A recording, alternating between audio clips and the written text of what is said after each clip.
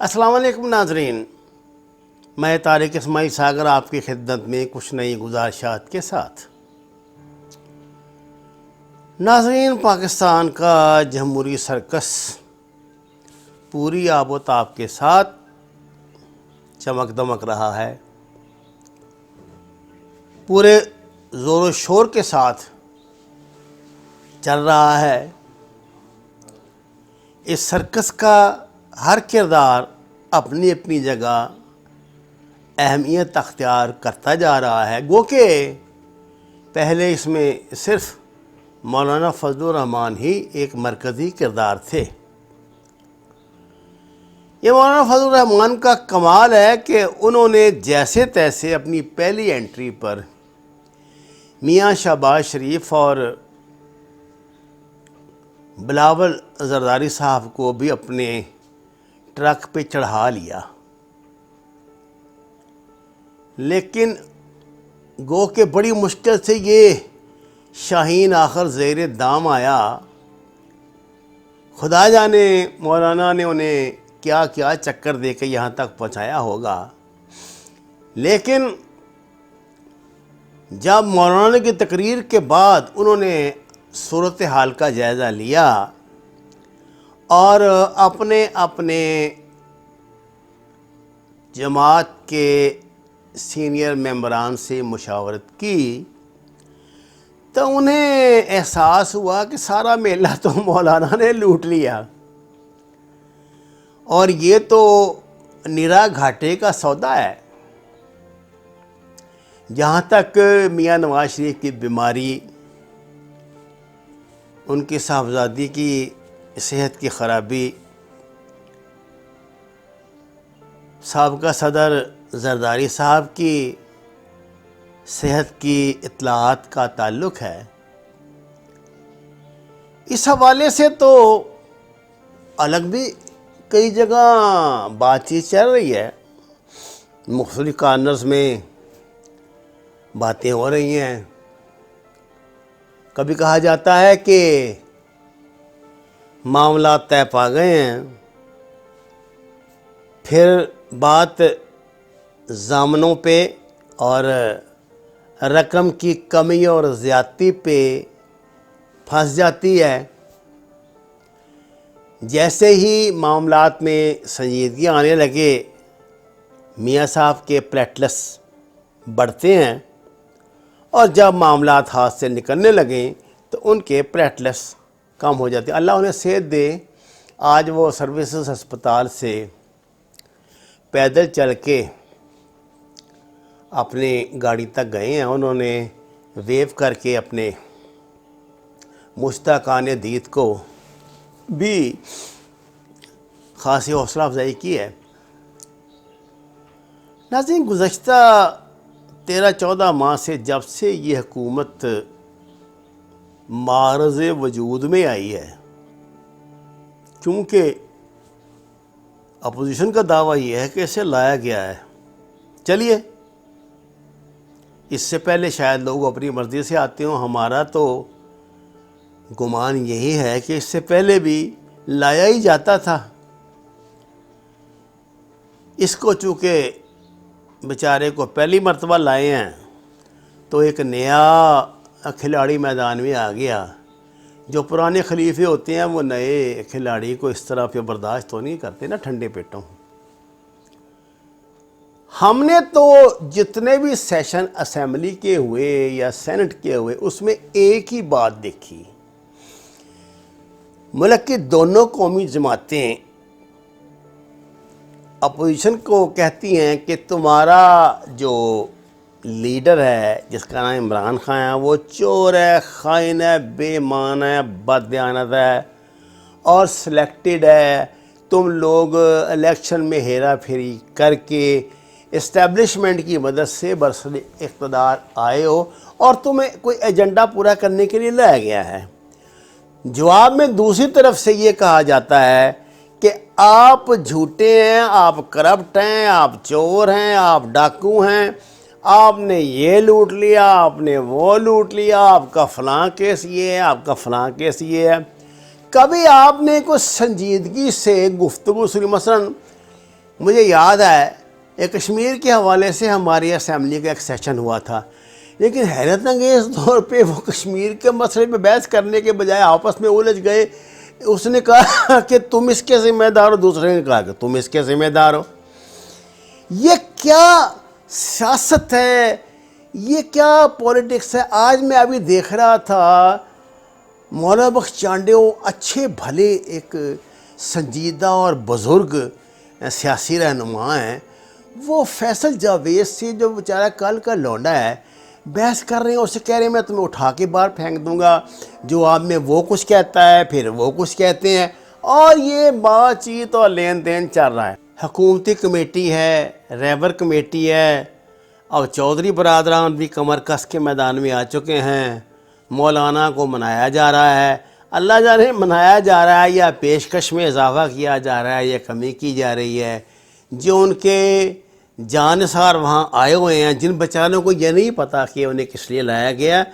وہ جو بھی کوئی ٹی وی اینکر ان سے پوچھتا ہے آپ یہاں کیوں آئے ہیں، تو وہاں موجود انصار الاسلام کے جو کارکن ہیں اس کو پکڑ کے الگ کر دیتے ہیں۔ لیکن جو دو تین سے بات ہوئی، انہوں نے کہا کہ جی ہمیں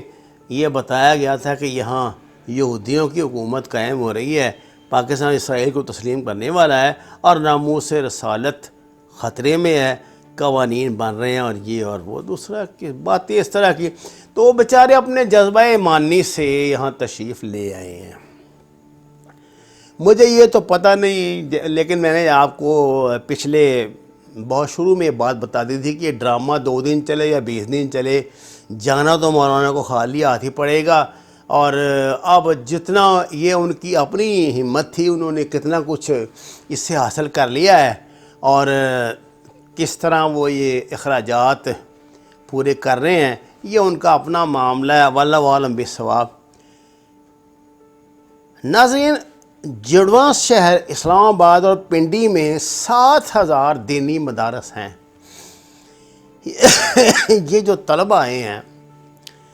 یہ رات کو ان دینی مدارس کا رخ کرتے ہیں، شام کے بعد وہاں رات قیام کرتے ہیں، اور اس کے بعد ظاہرہ اپنا تیاری واری کر کے جب جلسہ یا رونق میلہ شروع ہوتا ہے تو واپس آ جاتے ہیں، اور دن میں وہ کھیل تماشا کرتے ہیں جس کے مختلف کلپس آپ دیکھ بھی رہے ہیں۔ ناظرین، ان 7,000 مدارس کا مستقبل کیا ہے؟ آپ اسی سے اندازہ لگا لیں کہ جب یہ دھرنا ختم ہوگا تو حکومت تو پہلے ہی مدرسے اصلاحات کا کر رہی ہے۔ اسلام آباد سینسٹیو شہر ہے، یہاں غیر ملکی سفارت خانے موجود ہیں، پاکستان فیٹف کی تلوار کے نیچے پہلے آیا ہوا ہے۔ اب پاکستان پہ پریشر بڑھے گا کہ بھئی یہاں سے مدرسوں کا ٹنٹا مکاؤ، تو پاکستان جو اصلاحات اس وقت دینی مدارس میں کی جا رہی ہیں، اگر وہاں پہ انہوں نے کمپیوٹر اور انگریزی اور حساب بھی شروع کروا دیا تو مولانا کے ہاتھ سے تو مسئلہ نکل جائے گا اور ایک نیا پھٹے بازی شروع ہو جائے گی۔ بنیادی بات تو یہی تھی جو حکومت کا سٹانس ہے کہ وہ مدرسہ اصلاحات سے گھبرا کر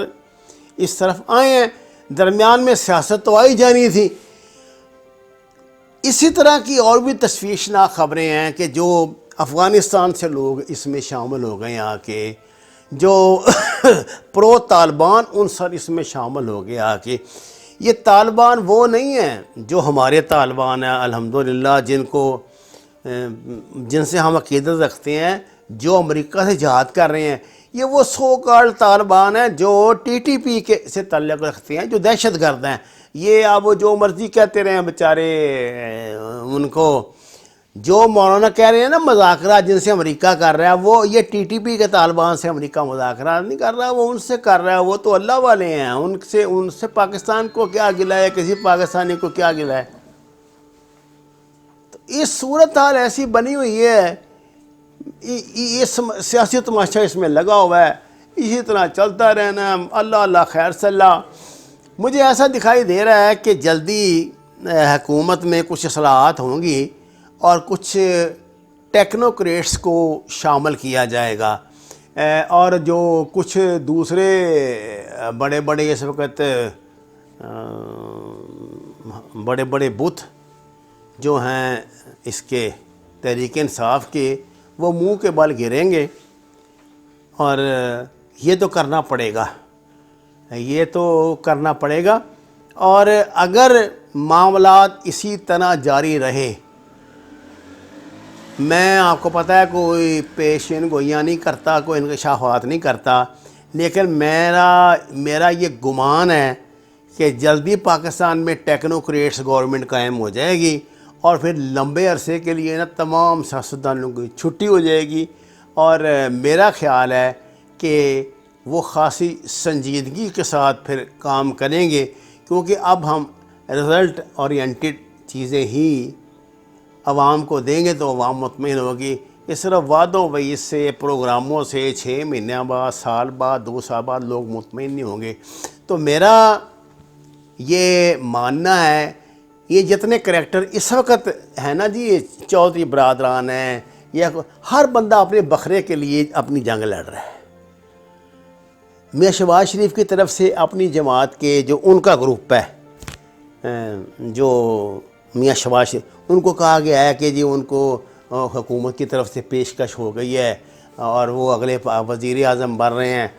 اگلی قومی حکومت کے، یا پھر وہ پنجاب کی تو وزارت اعلیٰ ان کے اس میں پڑی ہے جی۔ اور ادھر سے جو دوسرے ہمارے اداکار ہیں وہ بھی اس طرح کی ہوائیاں چھوڑ رہے ہیں لوگوں کو مطمئن کرنے کے لیے۔ ظاہر ہے اس میں چودھری برادران تو اپنی انٹری ڈالیں گے، کیونکہ اس وقت انہیں بادشاہ گھر کی پوزیشن حاصل ہے۔ وہ 2 4 5 جو 15 20 چھوٹی چھوٹی پارٹی جن کے 2 2 3 3 ممبر ہیں، ان کو اکٹھا کر کے اور کسی ایک کے ساتھ اتحاد کر کے، کچھ پتہ نہیں کہ اگلا دھماکہ وہی کر دیں، پاکستان کے اگلے وزیر اعظم پرویز الہی بن جائیں۔ اس ملک میں سب کچھ ممکن ہے، لیکن یہ بات تو طے ہے کہ عمران خان اگر استعفیٰ نہ دیں یا ان کی حکومت نہ بھی جائے تو بھی ان کی حکومت کو کچھ ڈیمیج ہوگا، اور اس میں سے ان کے جو قریبی ساتھی ہیں ان سے انہیں ریکویسٹ کرنی پڑے گی کہ اپنا بوریا بستر لپیٹیں اور جہاں سے آئیں وہاں تشریف لے جائیں۔ اور مجھے ایسے لگتا ہے کہ حکومت کی طرف سے، حکومت میں ان کے اسٹیبلشمنٹ کی طرف سے 4 یا 5 اچھے ٹیکنوکریٹس کی حکومت کی مشاورت سے اس سسٹم میں انٹری دلوائی جائے گی، تاکہ اس گرتی ہوئی معیشت کو کسی طرح سنبھالا دینے کی کوشش کی جائے۔ ناظرین، اگر آپ نے ابھی تک ہمارے چینل کو سبسکرائب نہیں کیا تو آپ سے درخواست ہے اسے سبسکرائب کیجئے، تاکہ ہم آپ تک نئی اطلاعات اپنی حد تک اس پہ تبصرے پہنچا سکیں۔ آپ کا شکریہ۔